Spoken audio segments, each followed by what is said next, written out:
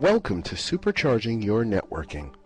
As president of a very successful BNI chapter, I've had the privilege to work with very successful individuals and to see other individuals struggle in their networking.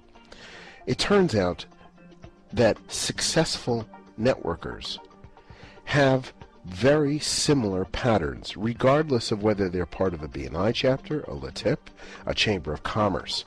And I thought it would be helpful to try to distill or cover those points. What I'm going to cover here is absolutely universal. It does not depend on BNI, LATIP, or a local chamber, and in fact can apply to any networking organization.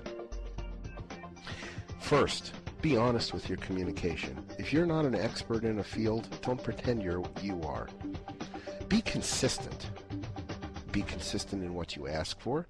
Be consistent in how you approach your material. And believe it or not, be professional.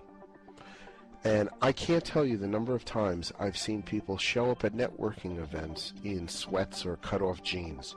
Your appearance speaks to the choices you make in your life. Do those choices make others feel more or less comfortable with you?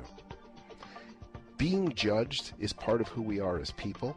You can either be frustrated about it or you can use it to your advantage. My suggestion is it defeats the purpose of networking if you don't try to use it to your own advantage. Rule 2, show up. I can't tell you how many times I've seen members join a networking group and then not show up for meetings or show up late. If you're going to participate in a group, truly participate, show up early, at least 15 minutes early, and stay late. It is the meetings that I typically participate in, I schedule at least 1 hour after the end of the meeting to network. Have collateral, have business cards. I've seen people come to meetings with 2 or 3 business cards. If you're going to a networking event, take 100 cards with you. There's no harm in having extras with you, but have them there in case you need them. The fundamentals of networking are connecting with people. Commit to the time. You are planting seeds. You will not see the benefits of your efforts for a minimum of 5 to 8 months. That is a realistic timetable. It is amazing to me the number of people in networking who actually don't like people. In fact, if you don't like people or you find it difficult to be with people, stop. Decide what you want to do. And if in fact networking is core to your success, then tackle the core issue of why you don't like people. But if you don't like connecting with people, networking will not work for you. Rule number 3, the most powerful networking tool on the planet is between your ears. It is your brain. I find the key to networking is not talking, it's listening. Try to remember something about that person. I know a series of successful networkers that will take notes so that they have little notepads with them, and after a meeting they will write down mnemonics about that person, their wife's name, their kid's name, the number of kids they have, their hobbies. The idea is to connect with that person, and you cannot connect if you're talking. The only way to truly connect is to listen. Give first, rule number 4. Always give first. Now, if you're a member of many networking groups, giving all the time can seem overwhelming. It doesn't have to be. It can be an article. It can be helpful information. It can be a tip. Of course, it'd be great if it's a lead or referral, but it doesn't have to be. The rule is it has to be relevant. And the reason to give is so the person you are giving that tip or article to remembers you. The idea is to create a connection. After giving the tip, ask for feedback about it. Was that on time? Was that something they were interested in? It creates a reason to communicate. As part of the group, join committees, join leadership team, volunteer to help. Every moment that you are helping or participating or investing in that group is more time that people are getting to know you. The more people get to know you, if you're good at networking, the more business they will give you. Once you are part of a group, book a meeting. Book a breakfast or a lunch with each person in that room. Get to know them. Everybody has to eat, so they will make time for you. And if your meetings are weekly or monthly, then people are going to be uncomfortable saying no to booking a meeting or a lunch because they're going to have to see you again next week or next month. So it's a wonderful opportunity to get to know people. But treat this lunch or breakfast meeting as a true business meeting. Don't short it. When you prepare for this meeting, how can you help the person you're meeting with? How can they help you? What are they looking for? What are you looking for? And do your social networking research. Social networking can be used as a tool to supercharge your networking. I suggest prior to your meeting, you spend 15 minutes researching the person you're about to meet with.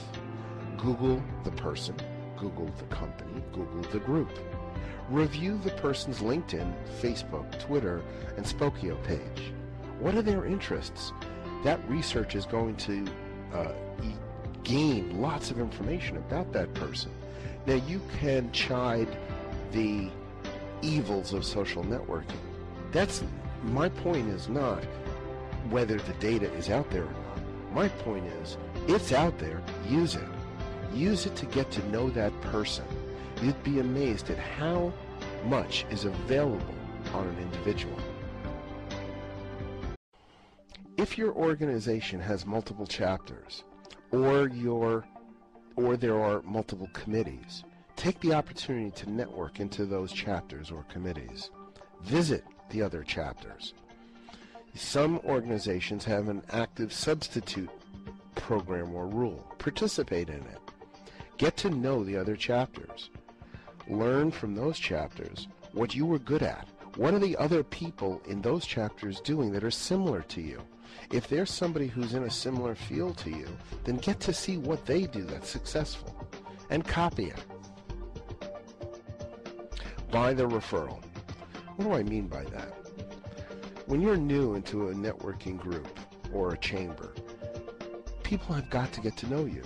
Well, there's several ways to get to know you. One is they actively need your services, and if they do, great, and you're off to the races.